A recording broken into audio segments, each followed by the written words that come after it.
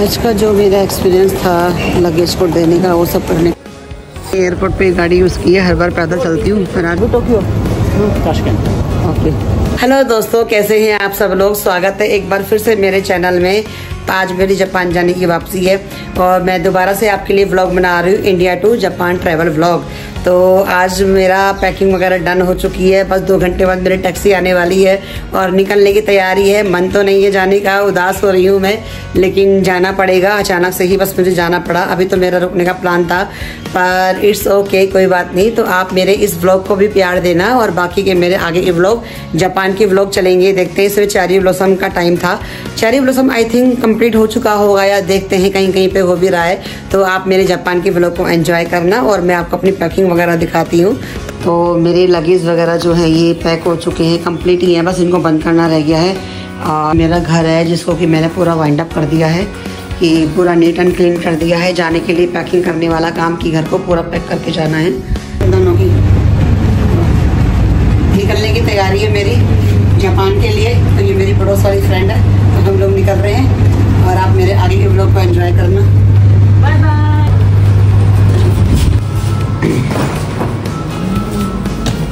भैया ये रखवा देना, चल ठीक है। मिलते हैं आके, देखते जो जुलाई में मिलते कम। इस बार का जापान का आना मेरे लिए बहुत भावुक पल थे, क्योंकि आज के दिन जब मैं जा रही हूँ तो मेरे बिहारी जी राधा रानी, उनका जन्म दिवस था, उसको छोड़ के मैं आ रही हूँ। तो वॉइस ओवर करते हुए भी मेरी आंखें बह रही हैं आज। तो पर ठीक है, कुछ इमोशनल मोमेंट ऐसे होते हैं जिनको हम कैप्चर नहीं कर सकते। मेरे पापा की तबीयत खराब थी इस बार, उनको छोड़ के आना, अपने ब्रदर का रिटायरमेंट सेलिब्रेशन छोड़ के आना और मेरे फ्रेंड की वेडिंग सेलिब्रेशन छोड़ के आना, कुछ पल ऐसे थे जो मैं कैप्चर नहीं कर सकती थी। और वॉइस ओवर करते हुए मेरी आंखें बह रही। कुछ दोस्तों के साथ, फैमिली के साथ, मम्मी के साथ, पापा के साथ उस इमोशनल मोमेंट को छोड़ के आना इस बार मेरे लिए बहुत कष्टदायक था, पर जिंदगी है, आना तो है। एक शायद राधा रानी बिहारी जी हैं जो मेरे मन की स्थिति को जानते हैं कि इस वक्त मेरे मन में क्या चल रहा है। पर ठीक है, काफी जल्दी आ गए। हाँ, और देखते देखते कब एयरपोर्ट आ गया पता ही नहीं चला। कुछ उदासी के पल, कुछ यादों में। तो चलो चलते हैं, अंदर एंट्री करते हैं एयरपोर्ट पर। टर्मिनल 3 एयरपोर्ट आ चुका है। टैक्सी से उतरेंगे और जाने की तैयारी है।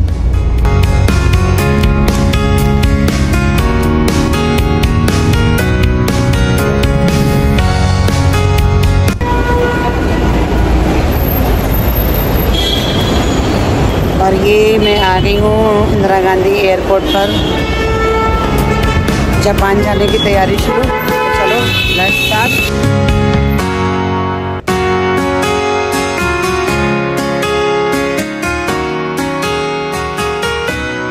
बहुत दिनों बाद पति और बेटी से मिलने की खुशी भी है, लेकिन बहुत कुछ छोड़ के जाने का इस बार उदासी भी थी मेरे चेहरे पर। सबसे ज़्यादा मेरे पापा का, मेरे भाई का रिटायरमेंट और अपने बिहारी जी राधा रानी को छोड़ के जाना बहुत कष्टदायक पल थे इस बार मेरे लिए। एंट्री करते समय बहुत ज़्यादा आज भीड़ थी, तो आज एंट्री करते समय मुझे कम से कम आधा पौना घंटा लग गया। तो मैं अपनी टर्न का वेट कर रही हूँ। उसके बाद फिर मैंने अंदर आके अपनी फ़्लाइट का लगेज को ड्रॉप करने का मैंने रो देखा। उसको देखने के बाद फिर मैंने अपना लगेज वगैरह ड्रॉप किया। इस बार मुझे वॉइस ओवर करना पड़ रहा है क्योंकि मैंने माइक नहीं लगा रखा था वीडियो शूट करते समय, तो काफ़ी नॉइज़ पोल्यूशन था और मेरी आवाज़ क्लियर नहीं थी, इसलिए मैं अपना वॉइस ओवर दे रही हूँ। और उसके बाद मैंने अपने काउंटर पे आके, मेरा काउंटर जी था, वहाँ पर आके मैंने अपना जो बैग वगैरह है वो चेक इन वगैरह करवाया। बैग चेकिंग के समय भी आज बहुत ज़्यादा रश था। तो आज का डे जो था स्टार्टिंग से ही मेरे लिए रश वाला था, पहले एंट्रेंस के टाइम पर, फिर यहाँ चेकिंग के टाइम पर, और इस तरह से काफ़ी मुझे 1 से 1.5 घंटा या 2 घंटा मुझे शायद इनमें ही लग गया। ये मेरे को टिकट मिल चुकी है और लगेज को ड्रॉप करने के बाद फिर मैंने अपना सिक्योरिटी चेकिंग करवाया। सिक्योरिटी चेकिंग में भी टाइम तो लग ही गया थोड़ा बहुत। सिक्योरिटी चेक भी हो चुका है और बोर्डिंग भी हो चुकी, सिक्योरिटी चेकिंग हो चुकी है। अब मैं बोर्डिंग के लिए जा रही हूँ। तो अब चलते हैं अपने बोर्डिंग गेट की तरफ। मेरा बोर्डिंग गेट नंबर है 10 और अभी 6 o'clock बज चुका है। बोर्डिंग का टाइम है मेरा 7 o'clock। तो फ़िलहाल मैं अपना थोड़ा सा कुछ खाऊंगी पीऊँगी और ड्यूटी फ्री एरिया को एक्सप्लोर करूँगी। आज का जो मेरा एक्सपीरियंस था लगेज को देने का, वो सब करने का थोड़ा सा टिपिकल रहा। टाइम से तो आ गई थी मैं, लेकिन लगेज को चेकिंग करवाने में काफ़ी मुश्किल टास्क रहा मेरा आज का। तो ये फर्स्ट टाइम ही हुआ है कि इतना थोड़ा मुश्किल रहा। हर बार ऐसा नहीं होता मेरे साथ में। तो चलो चलते हैं बोर्डिंग गेट नंबर 10 की तरफ। इस वक्त 6 बज रहे हैं और मेरा बोर्डिंग जो है वो 7 बजे शुरू होगा। फ्लाइट मेरी 8 बजे की है। तो आज मैं बहुत थक गई थी सुबह से। मेरे को लगा कि पहले अपना लॉन्ज यूज़ किया जाए, कुछ खाया पिया जाए, उसके बाद फिर बोर्डिंग गेट की तरफ चलेंगे। मैं अपने लॉन्ज में आ गई हूँ। लॉन्ज में आने के बाद थोड़ा मैंने अपने आप को रिलैक्स महसूस किया। मैं कम से कम आधा घंटा या 40 मिनट बैठी और यम्मी खूब सारा फूड खाया, क्योंकि आज मैंने है ना सुबह से कुछ भी नहीं खाया हुआ था। आज पूरा दिन मेरा बहुत हैट्रिक वाला रहा। फ्रेंड्स वगैरह भी थी जो मेरे को खाना वाना लंच वगैरह के लिए कहती हैं। तो मैं कहीं भी, गर्मी का मौसम था, इतना मैं खा ही नहीं पाई और बिजी बहुत रही। तो इस चक्कर में आज पूरा दिन मैं सिर्फ लिक्विड डाइट पर रही। तो जब मैंने लॉन्ज यूज़ किया तो मुझे खाना खाने के बाद बहुत रिलैक्स मिला। मेरे बोर्डिंग के लिए चलते हुए 7 o'clock हो चुका है और फ्लाइट की बोर्डिंग का टाइम शुरू हो गया। अगर आप इंडिया से लेकर जापान तक का सोलो ट्रैवल कर रहे हैं तो मेरी इस वीडियो के माध्यम से बहुत कुछ जानकारी ले सकते हैं कि आप सोलो ट्रैवल किस तरह से आराम से कर सकते हैं। ये एयरपोर्ट पे सारे इंडियन आर्टिकल की शॉप है, तो यहाँ से आप सारे इंडियन आर्टिकल और इस तरह से आप मेरे इस ट्रैवल व्लॉग को एंजॉय कीजिए और काफी कुछ जानकारी को लीजिए, जिससे आप भी कभी इस तरह से ट्रैवल कर सकते हो।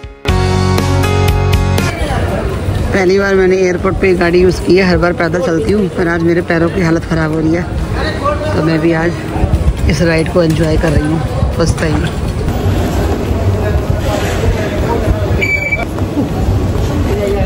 सारों को बड़ा आराम मिल रहा है मुझे। मेरी फ़्लाइट है टोक्यो। 7 o'clock मेरा बोर्डिंग टाइम है। अभी टोक्यो ओके। तो आज क्या मेरे को पैरों में काफ़ी दर्द हो रहा है मेरे। बहुत टाइम चेकिंग में बहुत टाइम लग गया, इतनी लंबी लाइन थी। मैं यहीं की हूँ गुड़गांव, पर क्या जॉब मेरे हस्बैंड का जापान में है, तो मैं और मेरे हस्बैंड बच्चे वहीं रहते हैं। तो मैं इंडिया आई हुई थी, अब मेरी वापसी है। मुझे बड़ा अच्छा लग रहा है कि मैं फर्स्ट टाइम ये वाली राइड एंजॉय कर रही हूँ। हर बार मैं 2 महीने में आती हूँ और मैं पैदल नहीं जाती हूँ। तो थैंक्स तो भैया, ये वाली राइड को मैंने एंजॉय किया। ये मेरा गेट आ गया है, तो हमारा बोर्डिंग के लिए सब बैठे हुए हैं, तो मैं भी बैठती हूँ। काफ़ी ज़्यादा भीड़ हो रही है।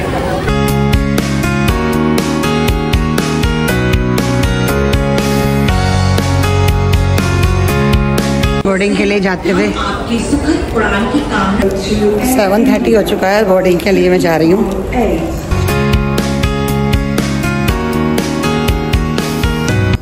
इंडिया टू जापान मेरी डायरेक्ट एयर इंडिया की फ़्लाइट थी, जिसमें टोटल मेरे को 8.8 घंटे लगे थे। नॉन स्टॉप फ्लाइट थी मेरी।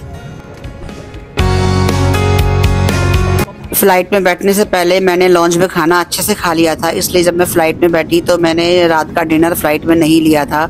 और देखते देखते कब सुबह हो गई और सर्दी का मौसम होने लग गया, तो मुझे अपनी जैकेट पहननी पड़ी और फ़्लाइट का लैंड होने का टाइम हो गया था। और उसके बाद फिर मॉर्निंग का ब्रेकफास्ट भी आया, तो मैंने थोड़ा बहुत मॉर्निंग का ब्रेकफास्ट भी किया। और उसके बाद फिर हमारा फ्लाइट का टेक ऑफ लैंड होने का टाइम आ गया है।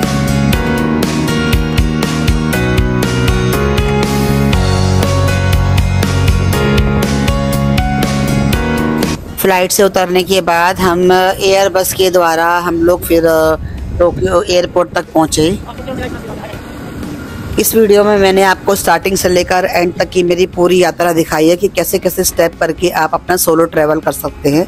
तो आप इस वीडियो को फुल वॉच करना और उससे आपको बहुत कुछ जानकारी मिलेगी। तो इस तरह से हम एयर बस के द्वारा अब हम एयरपोर्ट पे पहुंचने वाले हैं। और उसके बाद फिर मेरा आगे का शिनकानसेन का और मेट्रो ट्रेन दोनों का ही ट्रैवल रहेगा, वो सब मैं आपको दिखाऊंगी। इस बार मेरी फ़्लाइट जो थी हनीदा एयरपोर्ट पर लैंड हुई थी। उसके बाद मैं अपने इमिग्रेशन के लिए गई। इमिग्रेशन से लेकर जो मेरा बैग को लेने तक का जो मेरा था सफ़र, वो मैंने वीडियो शूट नहीं किया क्योंकि हर समय वीडियो शूट नहीं हो पाती है। तो पहले मैंने अपना इमिग्रेशन चेक करवाया, फिर मैंने अपना बैग लिया और उसके बाद मैंने अपने बैग को कोरियर करवाया। मैं जब अपना ट्रैवल करती हूँ तो मैं एयरपोर्ट से लेकर अपने घर तक का जो सफ़र होता है उसमें लगेज को कैरी नहीं करती हूँ, अपने बैग को मैं कोरियर करवा देती हूँ। उससे मेरे को ट्रेन में या बुलेट ट्रेन में ट्रैवल करना इजी पड़ जाता है। इसके बाद का जो मेरा सफ़र था वो आगे मोनो रेल से शुरू होने वाला था, लेकिन मोनो रेल और टोक्यो के बीच में कुछ कंस्ट्रक्शन वाला काम चल रहा था, इसलिए मैं आज मोनो रेल यूज़ नहीं कर पाई। उसके बाद फिर मैंने मेट्रो ट्रेन यूज़ की। फर्स्ट जो मेरा एयरपोर्ट से लेकर टोक्यो तक का जो मेरा सफ़र था वो मेट्रो ट्रेन का था, और उसके बाद जब मैं टोक्यो आ गई हूँ तो ये टोक्यो का प्लेटफॉर्म है। यहाँ से मैंने अपने शिनकानसेन बुलेट ट्रेन की टिकट ली अपने फुकुशिमा तक के आने के लिए। और जैसा कि मैं अपने पहले व्लॉग में भी दिखा चुकी हूँ कि जो टोक्यो का स्टेशन है बहुत बड़ा है, और इस टोक्यो स्टेशन पर आप लोग बहुत कंफ्यूज हो सकते हैं, या मैं भी हो जाती थी पहले, पर मेरे अब ट्रैवल काफ़ी 2-3 बार हो चुका है तो मुझे अब काफ़ी बेसिक नॉलेज मिल चुकी है कि कौन सी चीज़ कहाँ पर कैसे कैसे होती है, तो मुझे अब कंफ्यूजन नहीं होता। तो मैं अब अपने शिनकानसेन के लिए अपने प्लेटफॉर्म पे आ चुकी हूँ। तो ये मेरी जो ग्रीन वाली है ये मेरी फुकुशिमा जाने की शिनकानसेन है, और ये साइड में दूसरी वाली शिनकानसेन खड़ी हुई है। तो जापान की शिनकानसेन को तो आप जानते ही हैं कितनी हाई स्पीड की और नंबर 1 की शिनकानसेन होती हैं। हर कोई इनको देखने के लिए आतुर रहता है, तो मैंने आपके लिए भी वीडियो शूट करी है। तो अलग अलग टाइप की शिनकानसेन होती है। तो ये ग्रीन वाली मेरी शिनकानसेन है, इसका नाम है यामाबिको 133। तो आप देख सकते हैं ये शिनकानसेन के एम्प्लॉई हैं। जब भी कोई शिनकानसेन प्लेटफॉर्म पे आती है टोक्यो प्लेटफॉर्म पे, तो पहले उसका क्लीनिंग का प्रोसेस चालू होता है और 10-15 मिनट के लिए ट्रेन बंद रहती है। जब अंदर का क्लीनिंग प्रोसेस हो जाता है तो उसके बाद फिर वो ट्रेन ओपन होती है सबके बैठने के लिए। तो इस वक्त क्लीनिंग प्रोसेस चल रहा है। क्लीनिंग प्रोसेस के बाद हम सब लोग वेटिंग में खड़े हुए हैं, और उसके बाद हम लोग बैठेंगे और अपनी राइड को एंजॉय करेंगे। तो मैं और आप भी मेरे साथ में शिनकानसेन की राइड को एंजॉय करो और अपना फीडबैक दे सकते हैं। अगर आपको मेरा ये व्लॉग शिनकानसेन की राइड या कुछ भी पसंद आ रहा है तो please comment the below. Japan की ट्रेनों को तो आप जानते ही हैं, पूरा का पूरा ये वहाँ पे अनाउंसमेंट हो रहा है। अब ये ट्रेन आई थी जब इसका नंबर अलग था, अब क्लीनिंग के बाद इसका नंबर ये वाला हो गया है, और 1.5 आवर लगेगी मुझे पहुँचने में। तो फिर मिलते हैं, चलते हैं। और इस तरह से शिनकानसेन का गेट जो है हम सबके लिए ओपन हो गया है। मैंने शिनकानसेन का डिटेल वीडियो तो इसमें नहीं शूट किया है, मैं आपके लिए वीडियो बना चुकी हूँ। अगर आप शिनकानसेन का फुल वीडियो देखना चाहते हैं तो मेरे पहले के व्लॉग को देख सकते हैं और उनको लाइक कर सकते हैं।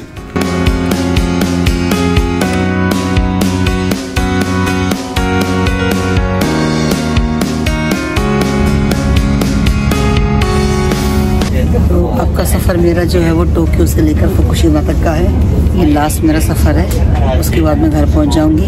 तो ये था मेरा आज का India to Japan travel vlog. कैसा लगा आपको मेरा? और देखते देखते ही मेरे घर का स्टेशन आ चुका है जहां पर मैं रहती हूँ, फुकुशिमा स्टेशन।